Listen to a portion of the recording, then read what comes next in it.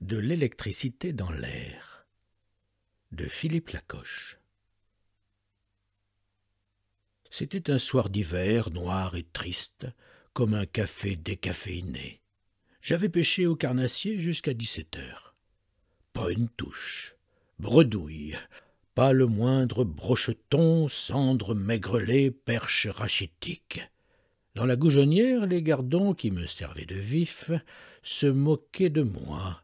J'avais la faiblesse de ne pas leur donner tort. Pour me remonter le moral, je décidai d'aller prendre l'apéritif au champ des Carpeaux, un bistrot aux allures de guinguette qui regardait la rivière à 2 pas du pont éponyme. Je poussai la porte. Le bar était plus enfumé que les poumons de René Fallet. C'était l'époque lointaine où l'on pouvait encore cloper dans les cafés.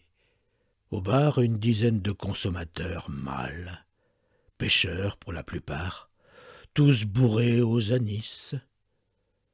Parmi eux, Grégoire Soupion et Raoul Foubard, la soixantaine bien entamée comme leur foi. 2 fines gaules, 2 grandes gueules, 2 poivreaux. Ils devaient en être à leur 10e pastis.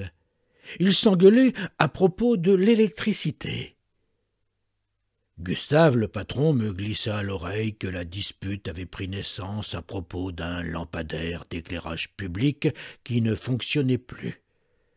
Il s'était mis à gueuler de plus en plus fort. « Je te dis qu'il n'y a qu'un courant, tête de veau !» hurlait Soupion, cramoisi à l'endroit de Foubard, Rubicon. « Un courant et un seul, comme il n'y a qu'une fée électricité, poursuivit-il, non sans poésie. Et moi je te dis qu'il y en a 2, le courant alternatif et le courant continu. Couille d'agneau, 2, tu m'entends? Jacques Dransart, professeur de mathématiques au collège du canton, spécialiste de la pêche de la perche à la dandinette, tentait de les mettre d'accord en convoquant Benjamin Franklin et André-Marie Ampère. Rien n'y faisait. « Vous n'allez tout de même pas vous foutre sur la gueule pour une histoire de courant. C'est ridicule, vous êtes ridicule. Qu'est-ce qu'on en a à foutre qu'il y ait 1 ou 2 courants? C'est comme si vous vous disputiez pour savoir si Hitler avait une couille ou 3. L'important, c'est de se souvenir à jamais que cette pourriture a inventé les gants de la mort. Oh, toi, l'intello, la ferme, occupe-toi de tes perches et de tes poissons d'étain, opposa Soupion avec la voix aussi enfiévrée que celle de Mick Jagger dans Jumping Jack Flash.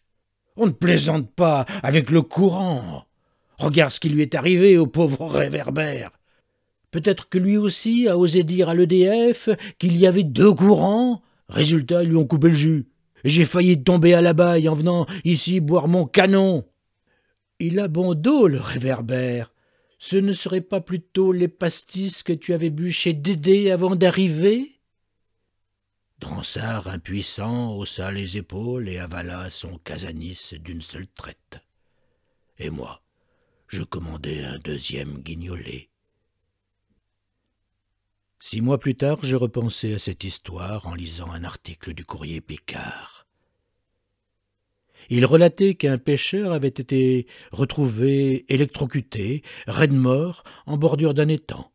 En lançant sa ligne de pêche, il avait touché une ligne électrique avec sa canne en fibre de carbone longue de 12 mètres. À cet endroit-là, entre 2 pylônes, les fils n'étaient qu'à 10 mètres du sol.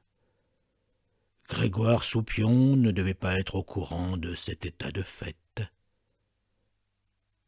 Philippe Lacoche, Creil, le 19 novembre 2021, 19h15.